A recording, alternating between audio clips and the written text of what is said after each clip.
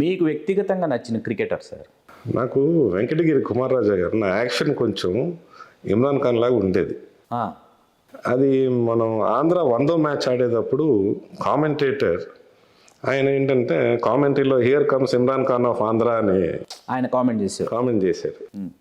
నాకు ఎందుకంటే ఇమ్రాన్ ఖాన్ అంటే నాకు చాలా ఇష్టం. ఆయన I'm talking about his bowling. అవును, బౌలింగ్ అదే నేను అదే అనుకుంటాను, bowling and bowling for me. And same way fast bowlers ఎవరైనా సరే ఐ అడ్మైర్ దమ్ అండి. Not only fast bowlers, any good cricketer we will definitely appreciate. ప్రస్తుతం అసలు క్రికెట్ క్రీడ ప్రోత్సాహకరంగా ఉందా భారతదేశంలో, లేదా అంటే ఉంది? లేకపోతే మనది ఛాంపియన్ సైడ్ అండి. మనది India has a champion side. మిగతా కంట్రీస్ అన్నీ ఇంతకు ముందు they are not taking it easy. The same అలాగే మన ఆంధ్ర టీం కూడా ఇంతకు ముందు ఏంటంటే it was cake walk for them. ఇప్పుడు మన ఆంధ్ర టీం చాలా డెవలప్ అయింది. ఇప్పుడు చాలా డెవలప్ అయింది. ఈ సంవత్సరం in fact we want to go for Ranji trophy ఈ సంవత్సరం. అంటే ఆ మధ్య వరల్డ్ కప్ కోసం వెళ్ళినప్పుడు రాయుడు గారిని సెలెక్ట్ చేయకపోవటం, దాంట్లో లోకలు దాని గురించి చాలా జరిగింది కదా. దాని గురించి అన్ని తారతమ్యాలు, అన్ని అసమానతలు. అక్కడ ఏంటంటే చాలా టీమ్ కాంబినేషన్స్, డిస్కషన్స్ ఇవన్నీ ఉంటాయండి అవి. So what are the elements which kept out Rayudu అనేది మనకి వీ కెనాట్ అసెస్ ఆ టైంలో. ఎందుకంటే అక్కడ సెలెక్టర్స్ ఉన్నారు, కోచ్ ఉన్నారు, ఆ టీమ్ కాంబినేషన్ ఏంటి, whether he'll fit in or not, ఇవన్నీ ఉంటాయి కదండి. అవును సార్. ఒక్కసారి మళ్ళీ మనం నాన్నగారి జ్ఞాపకాలకు వెళితే ఆయన 18వ ఏట సినిమా పరిశ్రమకు వచ్చారు. ఆయన 53వ ఏట ఆయన పూర్తిగా జీవిత రంగం నుంచి నిష్క్రమించేశారు. ఈ 35 ఏళ్ళు అనుకుంటే ఒకసారి ఈ 35 ఏళ్లలో అసలు ఆయన దైనందిన జీవితం ఎలా ఉండేది సార్? అంటే ఇన్ని సినిమాలు చేయటం, అసలు ఆయన రోజువారీ దినచర్య అసలు ఎట్లా ఉండేది? ఎలా టైం మేనేజ్ చేసుకునేవాళ్ళు? ఆయనకి ఫర్మిట్ సినిమా అండి.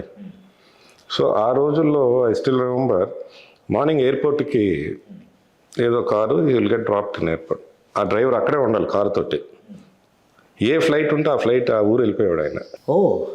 వెళ్ళిపోయి అక్కడ ఏదో సినిమా చూసి మళ్ళీ ఈవినింగ్ వచ్చేవాడు ఆయన. సినిమా చూడటానికి ఆయన ఫ్లైట్లో వెళ్ళి వచ్చేవాడు ఆయన. ఆయనకి మరీ బోర్ కొడితే మా ఆస్థాన కవులు రాజశ్రీ గారిని వాళ్ళు కూడా ఎక్కించుకొని వెళ్ళిపోయారు. This was a regular feature. చాలా సరదా మనిషి. ఎప్పుడు ఆయన సీరియస్గా ఉంటాను ఎప్పుడు చూడలేదు. ఆయన నిజ జీవితంలో కూడా ఎప్పుడు అసలు సీరియస్నెస్ అనేదే. రామలింగయ్య గారు నిజ జీవితంలో సీరియస్ కాదులేండి. ఆయన కూడా మా దగ్గర ఏంటంటే మేము చూసిన రామలింగ గారు ఏంటంటే ఆయన పెదనాన్నని పిలిచేవారిని. ఇన్ఫ్యాక్ట్ వాళ్ళ ఇంటికి వెళ్తే నేను ఆయన రూమ్కి మెట్లు ఎక్కుతుంటే అరవింద్ గారు రేయ్ ఎక్కడికి రా అని అడిగాడు ఆయన. పైకి వెళ్తుంటే. సో ఈయన నాన్నగారు ఎప్పుడు సరదాగా ఉండేవారు. అండ్ హిస్ ఫేవరెట్ స్పాట్ ఏంటంటే షూటింగ్ లేనప్పుడు మా వరండా అక్కడ కుర్చీ వేసుకొని ఇంకో కుర్చీ మీద కాలు చాపుకొని పేపర్ చదువుకుంటాం. అటుపక్క వెళ్ళే వాళ్ళందరూ విష్ చేస్తే పిలిచి కాసేపు సరిగ్గా కొంతసేపు సరదాగా మాట్లాడతాం. వాళ్ళని పరిశీలించేవారేమో ఆయన. రాళ్ళపల్లి గారు వచ్చి కూర్చొని సరదా చాలామంది మన ఆఫీస్కి వచ్చి.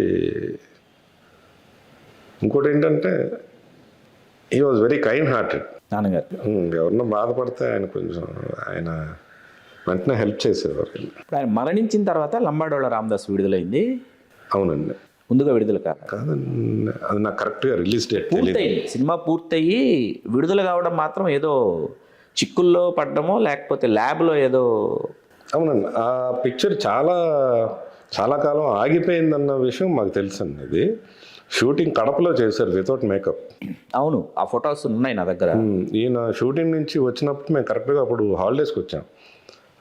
మొత్తం ఫేస్ అంతా నలుపు అయిపోయింది.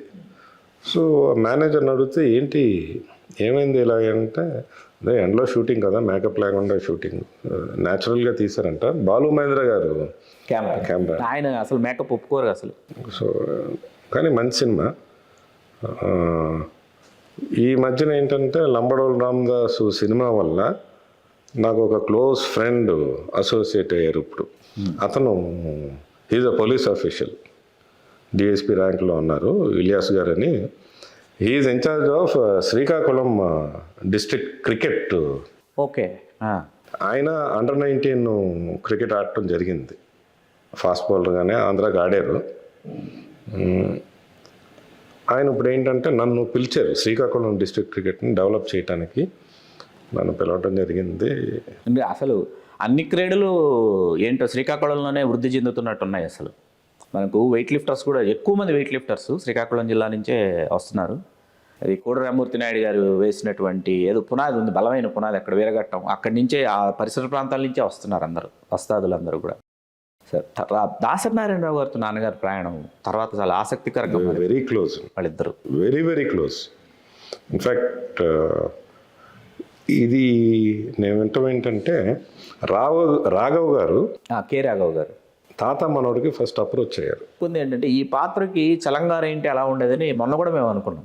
ఇది అప్రోచ్ అయ్యారనే విషయం మీరు చెప్తుంటే తెలుస్తుంది. రాజబాబు గారు ఏంటంటే ఆయన ఎప్పుడు మా ఇంట్లోనే ఉండేవారు. రాజబాబు గారు అక్క బాగా క్యారేజ్ పట్టుకెళ్ళాలి, నన్ను ఆడిస్తుండేవాడు ఆయన.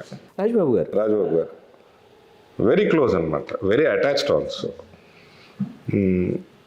రాజబాబు గారు, చిట్టిబాబు గారు అందరూ very close.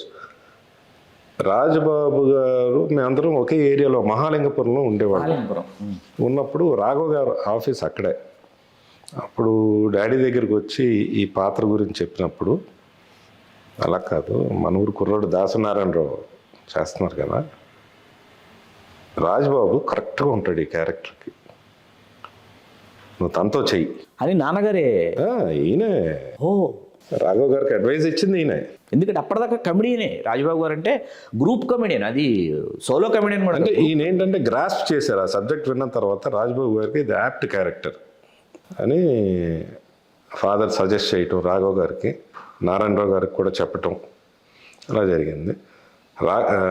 Next picture Balachandra గారు తమిళ్లో చేసింది మనం తెలుగులో చేయాలనుకున్నాం. రామలింగ గారు ఫస్ట్ పిక్చర్ అది ప్రొడక్షన్లో గీతా ఆర్ట్స్కి, బంట్రోతు బారికి. అప్పుడు నారాయణరావు గారి డైరెక్షన్, ఫాదర్ హీరో, విజయనగరం గారు హీరోయిన్. గీతా ఆర్ట్స్ రెండో సినిమానే బంట్రోతు బారి, అది మనకు దాసనారాయణ గారికి రెండో సినిమా, మొదటి సినిమా ప్రారంభ చిత్రం, అందులో నాన్నగారు. నరేష్ మళ్ళీ ఈ సినిమా చేశాడు, పోలీస్ భార్య, ఇదే పిక్చర్ చేశారు. బంట్రోతు బారిలో కృష్ణరాజు గారు, శ్రీవిద్య గారు కూడా చేశారనమాట. ఇప్పటికీ అరవింద్ గారికి నేను చేసే కంప్లైంట్ ఏంటంటే, ఇవాళకి అరవింద్ గారు నేను ఎప్పుడైనా కలుసుకున్నప్పుడు అరవింద్ గారితో నా కంప్లైంట్, మొదటి 2 సినిమాలు బంట్రోతు భార్య, దేవుడే దిగి వస్తే, 2 అందుబాటులో లేవు. అంటే ఏం చేయమంటావు అయ్యా, అప్పుడు అక్కడ ఫైర్ యాక్సిడెంట్ జరిగింది, ల్యాబ్లో ఫైర్ యాక్సిడెంట్ జరిగిందట, జరిగి అవి నెగిటివ్స్ పోయినాయి, అస్తమానం ఈ విషయంలో పేచి పెట్టుకుంటామేంటి నాతో. అదేంటి సార్ మీకు ఫస్ట్ 2 సిల్వర్ జూబ్లీలు గీతా ఆర్ట్స్కి, దాంట్లో రామలింగ గారి క్యారెక్టర్ చాలా బాగుంటుందండి. బంట్రోతు భార్య ఆయన మర్చిపోతుంటారు, మతిమరుపు అంటే పిల్లలుగా మేము బాగా ఎంజాయ్ చేసాం ఆ సినిమాని.